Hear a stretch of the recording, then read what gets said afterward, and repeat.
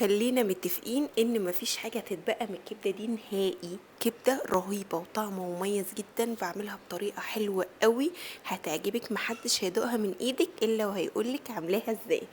معانا مكعب زبدة، حوالي معلقة كبيرة مقلبصة من الزبدة، عليها 4 معالق زيت كبار.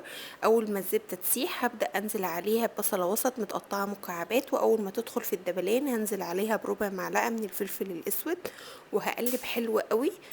وبعد كده انزل عليها ب5 فصوص توم كبار مفرومين، وهقلب فيهم حبة حلوين ما يتحمروش معايا، وانزل عليهم بمعلقة صغيرة مليانة من الكزبرة، وهقلب فيها حبة حلوين تانيين، وارجع اطفي كل ده بحوالي 4 معالق خل، وانزل عليها بالكبده. ده مقدار نص كيلو من الكبده. وبعد ما هشوحه حبه حلوين قوي واللون بتاعها يتغير بالشكل ده، هنزل عليها بفلفلايه وسط متقطعه مكعبات، وهقلبها حبه حلوين قوي.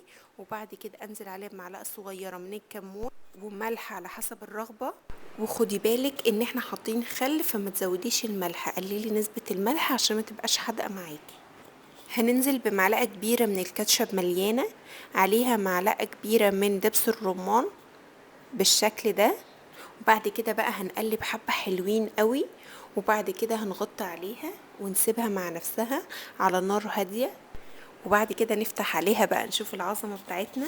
ريحتها لوحدها كانت رهيبة، ما بالك الطعم. هنيجي بقى بمعلقة كبيرة من طحينة، عليها معلقة صغيرة من الخل، عليها 1/4 معلقة صغيرة من الكمون، عليها ملح على حسب الرغبة، انا حطيت حاجة بسيطة.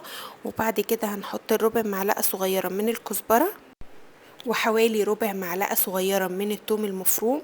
وهنخفف بقى القوام بمية سخنة لحد ما نوصل القوام اللي احنا عاوزينه، وننزل بقى على الكبدة. طعمها كان رهيب رهيب رهيب.